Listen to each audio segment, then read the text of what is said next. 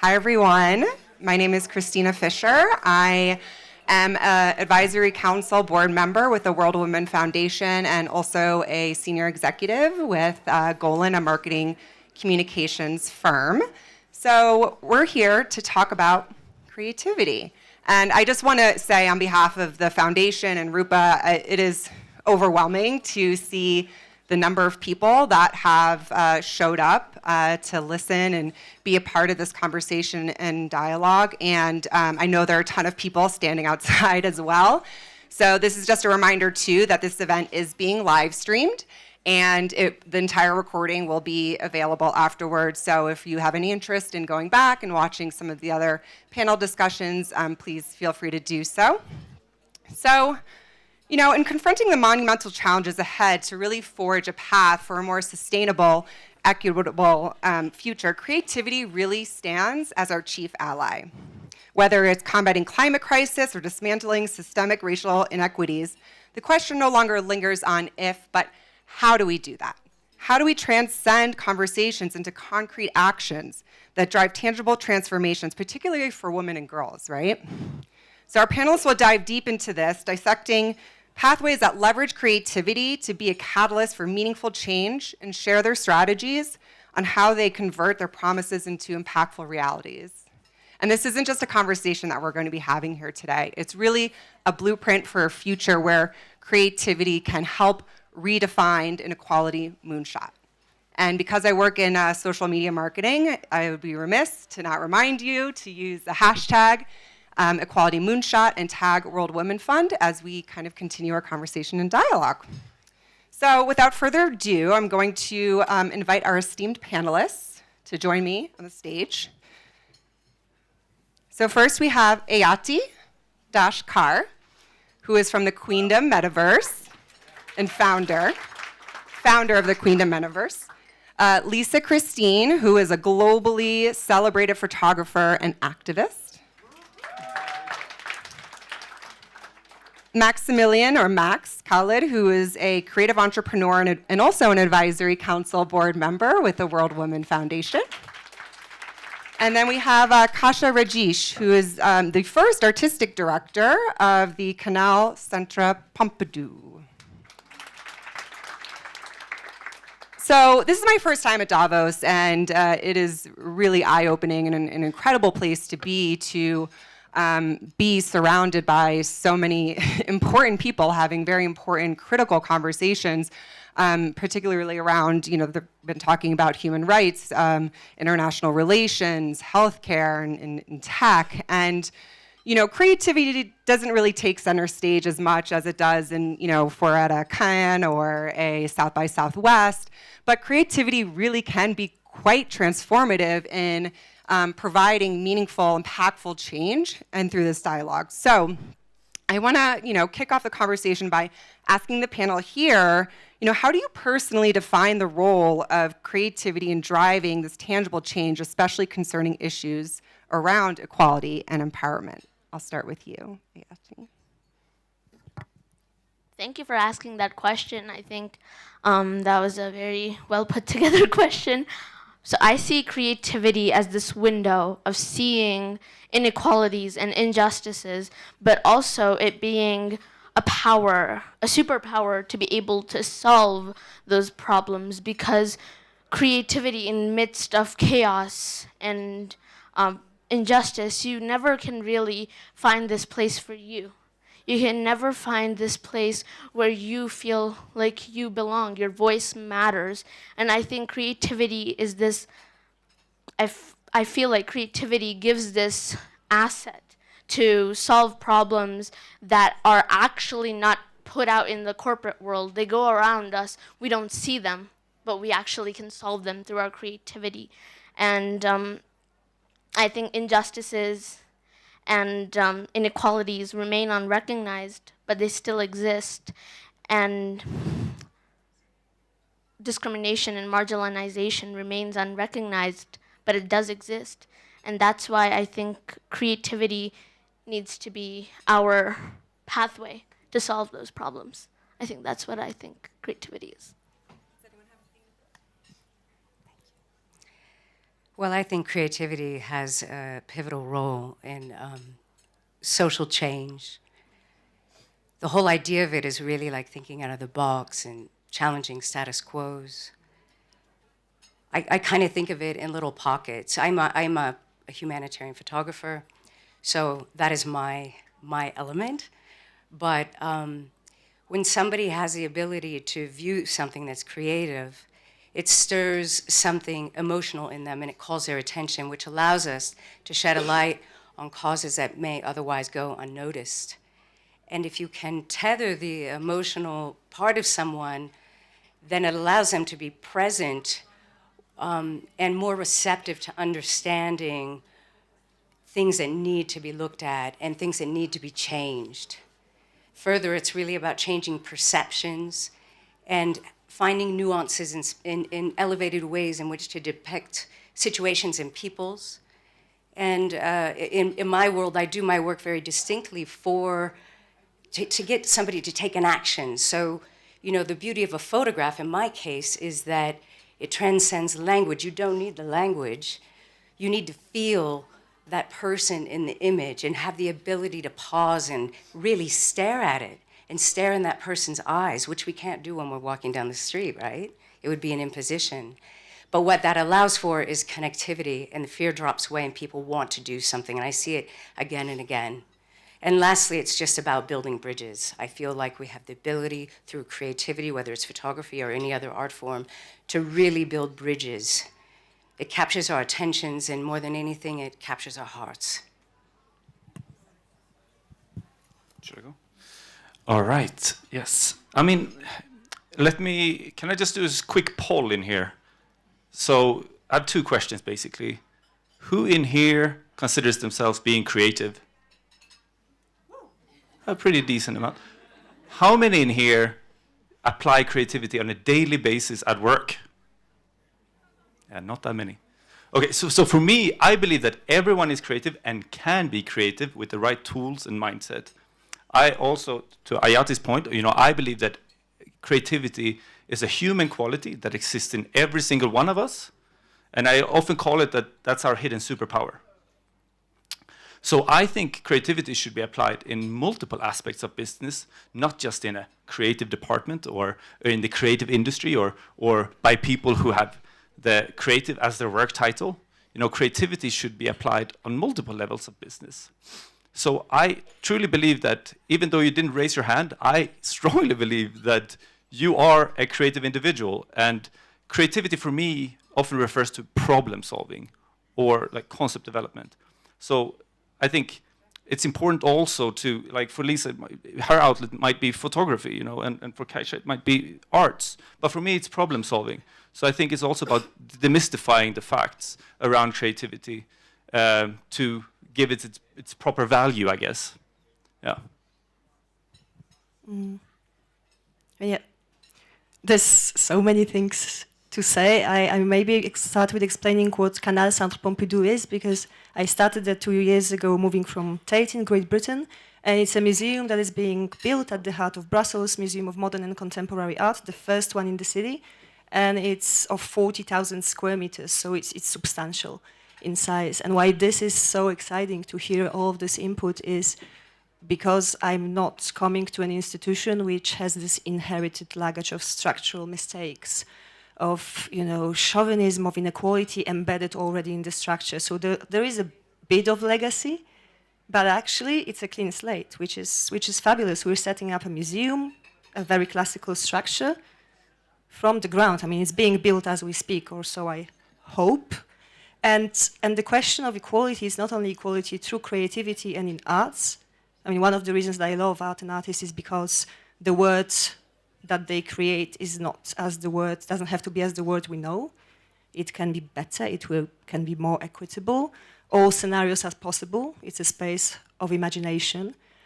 But, you know, not talking of behalf of creators of this art, as a kind of institution, we have a role of making sure that there are spaces for promoting those ideas, because we've heard in Davos a lot also on this panel, the space for thinking progressively is shrinking, the public space of that, there are right-wing agendas seen widely in the world that will reduce the space in the education sector, that will reduce the space of free speech for many countries, and institutions can be a space for guarding those liberties. And it's important because art, and it's actually quantified. I had a lot of numbers here. I'm just like, creativity and arts. What numbers do I give? And actually, we have proof. It's proven evidence from art history that art transgresses reality all the time. And then my colleague recently mentioned that what is yesterday's transgression is tomorrow's norm. So this is what art and creativity can do. They can help us, artists can help us to imagine the new, more equitable world. And I understood a lot of my struggles, or global struggles, other people's struggles through art, because it spoke to me with a different language than education, with a different language than the news, which are highly unreliable these days. So there are hard facts that actually you can start from there and try to understand the very diverse context that we live in today. That's incredible. I want to dig into your work, Lisa, Kristine, because, your artwork is some of the most sought-after pieces in the world, and including Pope Francis, and who gets an exhibit with the Vatican, so incredible. And I had an opportunity to sit with you yesterday, and I was looking at her art, wanting to buy a piece, and the most profound part of it was hearing the story. You take a look at it and you're already blown away by, understanding and trying to interpret what's happening in the photo. And you really go through that storytelling around human dignity, which is the core of what you do. And on top of that, you do a very, very important job by shedding light around, modern slavery and eradicating that, as well as human trafficking. So I was wondering if you could share one of your many very compelling stories about how you go about doing that through the creative lens, and a little bit of the process into how we can use creative advocacy to help, eradicate around modern slavery and human trafficking and create more equality and empowerment.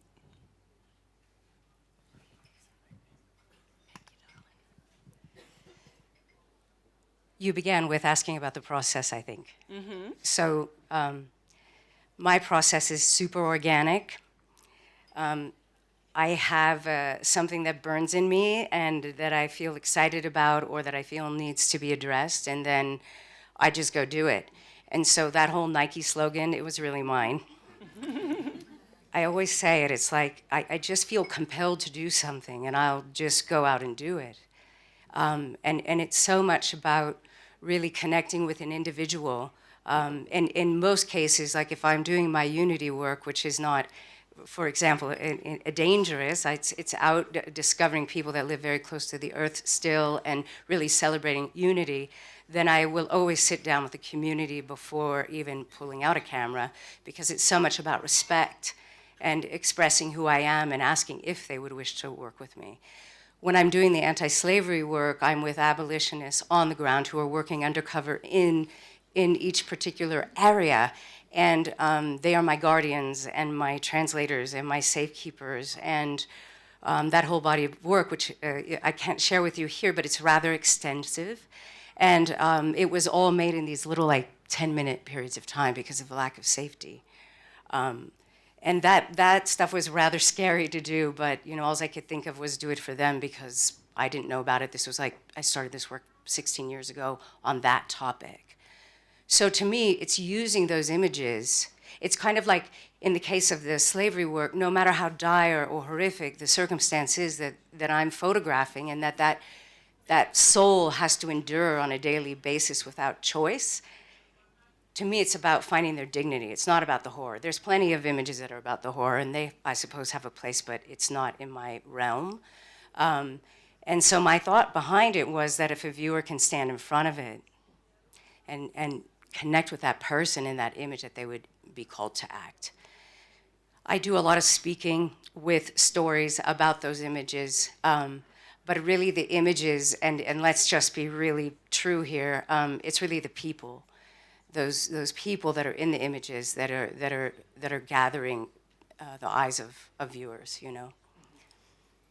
And I'll go over to you, Kasia, being in a similar field, in international art world, and focusing on curating, pieces from all over the world, and involved in those cross-cultural dialogues. How do you perceive the role of creative expression within the arts? there is so many, because there's so many ways to creative expression in a way, but I think it links to what we all said. It is a brilliant communication tool, arts. But saying this, I also think, because the job Lisa does, the incredible job, it's an emotional work. So I think there is a level of difference there between, okay, let's delegate it to artists, and let's facilitate the artists the conditions to actually also take a break from all the emotional work they're doing, and try to facilitate just like forum for them to be seen. And this is what institutions are doing. And equality is the thing at the core, because especially after 2020, you cannot imagine a public institution which doesn't offer equal access. So yes, there is a program where you look at representation, and it's not easy. We put so much effort into choosing works from the collection to make sure that there are women there. And after 3 months, we're so satisfied, and we count, and there's only 25%. And it's, it's this. There is a program which is adjustable. If you're conscious enough and you count, again, if you measure, you can adjust it. But the biggest work is actually about audience and access, and how do we offer, foster, facilitate access, and how do we don't assume what is really needed. So I'm facing a very inspiring challenge of creating a museum which is useful to the neighborhood, useful to people around. So our work actually is there. The creativity starts with actually constituents around us, and I think this is the way we should be doing it now. Do you think that there's a bigger place for that here in Davos in the future? I would hope so. I wanted to visit the Kirchner Museum here, and it's obviously closed because they rent out the space to do the Davos Summit. So it's all a bit. But yesterday, and I saw many of you there, we went to Muzeum Musush, which is probably an hour away on a train, and it's a private museum. You will hear about it more this afternoon, but it's dedicated to a feminist agenda.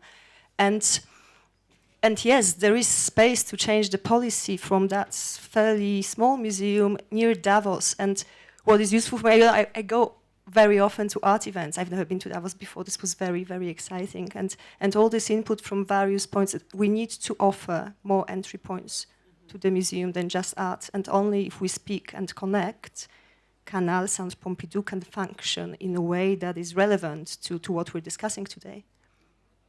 Quick plug for the Sush Museum. It was quite an incredible visit if you have a chance to go. Okay, Aayati.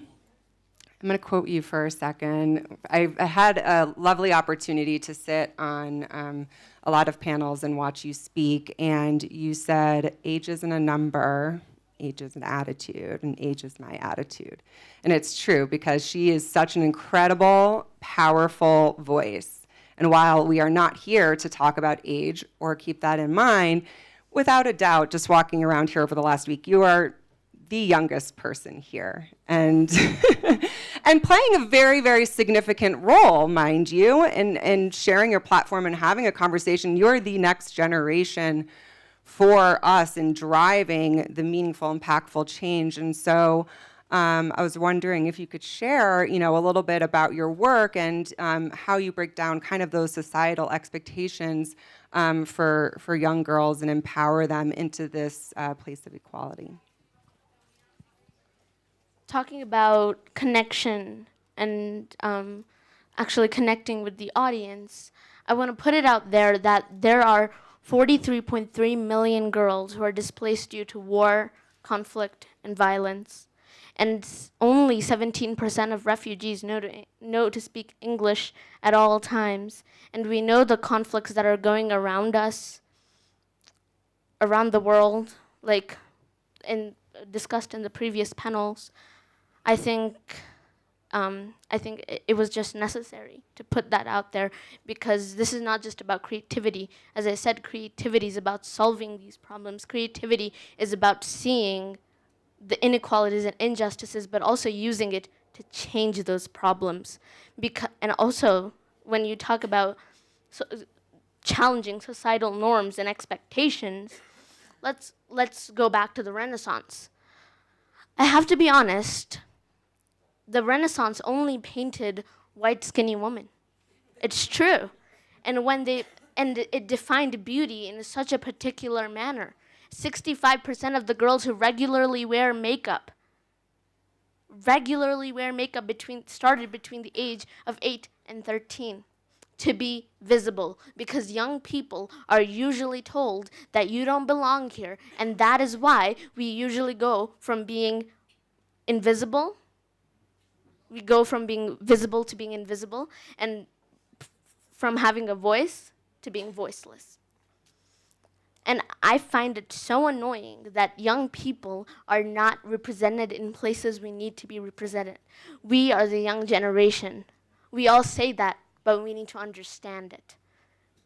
And when the Renaissance painted white skinny woman, it's like you're defining beauty in such a particular manner. You're defining so many abstract things, because you cannot draw a scientific line between justice and beauty and love. These are abstract topics. Why does society have to put these norms on the table when the norms can be different for everyone? Like education, I think it's biased. Education is different for everyone, and the metaverse I created is reimagining the future of education through bringing young people to the table and saying, hey, we want to see you thrive in the future. It's not about the present. People who are deciding the educational system are sitting on the top. They're not believing in the present. They're not living in the present, because for 2 years I went to this school and I was bullied because I was brown. I was bullied, I was harassed because I was brown. So defining these abstract terms has impacted society in such a manner that it's hard to fathom that people belong in places that they need to belong in.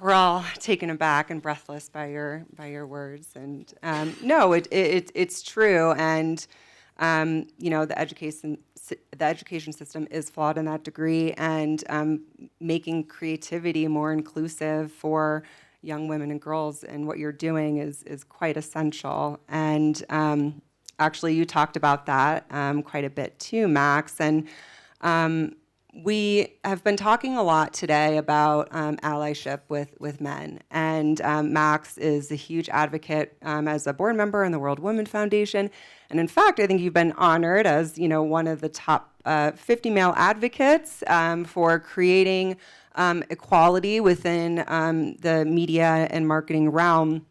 And so I was wondering if you could talk a little bit more about that mission to democratize creativity in your world, and could you talk about some of those positive outcomes that you've seen as a result in creating inclusive processes and innovation strategies that kind of break down those stereotypes across different communities and industries? Yes. So, I mean, to begin with, as I said before as well, you know, creativity means so many different things for different people, and my route is problem solving. That's the route I decided to take when I talk about creativity. And I've developed creative processes for a lot of different organizations and brands. And these processes are just like guidelines to follow to solve problems. And I think it's easy for everyone to follow, you know, a certain framework in order to resolve a problem. And I think all of us have been scarred by sitting in brainstorms where someone has been super dominant. It's just been, you know, sucking up all the air in the room. And I often call it being the Kanye West in the room. You know, the creative genius who has all the ideas, or who knows what's right and what's wrong. You know, first of all, we need to start with how do we design a space that allows everyone to create and allows everyone to participate in the creative process. I think that's one of the fundamental puzzle pieces in the creative process. And of course, I also think we need to switch our mindset and value creativity, because I think we've often given away ideas for free. You know, the idea shouldn't cost anything. It's the implementation that's going to cost. But the concept itself, or the idea itself, or the solution itself, that's often given away for free. So when I'm talking about democratizing creativity, I think, it's important to have a structure, making the intangible creativity, which is super intangible, make it somewhat tangible with a process. B, inviting more people to the process with different perspectives. People who can, come in with different points of views, inviting younger creatives, younger people, or people from, different backgrounds with different experiences to participate in resolving some of these issues. I think it's, the creative industry has been way too homogenous for too long, and I think, we need that diversity in order to represent the worlds that we live in. If we're creating solutions for the world that we live in, we need to also represent that internally. So I think a lot of my work has been centered around, inviting more people to the creative process and making it a safer space for people to express their creative ideas. So I guess that basically captures a lot of the work that I do today with big corporate organizations to educational institutes. Because I also think it's important to foster the new generation leaders and to support them with this type of mindset already from the school. Yeah.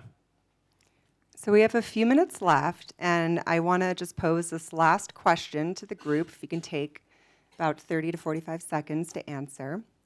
What is your equality moonshot in creativity? I'm going to try to do it. That's a lot of pressure. Okay, thank you very much. So I think my equality moonshot for creativity is to fight otherism. Because otherism is this concept where not only do you make people special and exclusive, but you also exclude people. And making a special group exclusive is excluding young people like me. And when I talk about otherism, it's important to me because adults in this room, I'm sorry to say, but adults in this room are fully responsible for our loneliness. Because, and why we face otherism is because when our parents are grabbing us into a museum saying, you need to experience the past and understand the present, and they're dragging you into a museum, and then you're like, okay, then what's going on? And do you know what if you're a young person, you'll understand what your parents give you answer? Wait a second, just finishing up the email on my phone. And I'm not here for customer care. Like, it's the truth. I'm not here for customer care. And that is why I think we need to fight otherism. And that's my equality moonshot.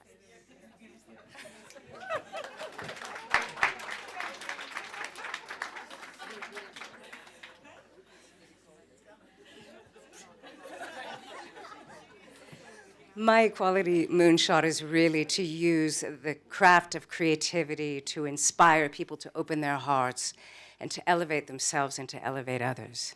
That's it. Yeah. Nice one. Yeah, and I think my equality moonshot starts with just doing something is better than doing nothing. And I urge every single one of you to at least do something to help us reach the equality moonshot goal.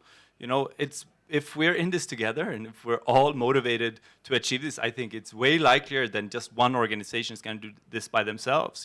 So all of us have a responsibility together to get and to achieve that moonshot goal. So my responsibility is to do whatever I can to help us get there, but I also think we need the collective to get there.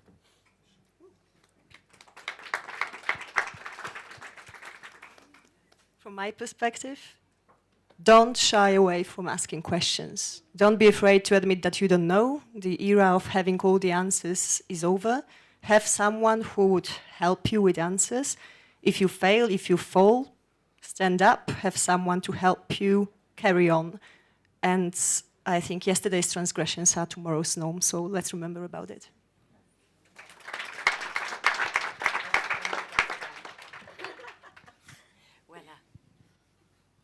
Thank you so much. We just hit time. Really insightful conversation, and thank you to the panelists for bringing this really important conversation around creativity to Davos. And thank you all for joining us, and Rupa and World Woman Foundation. Again, we really appreciate you coming out here, and thank you.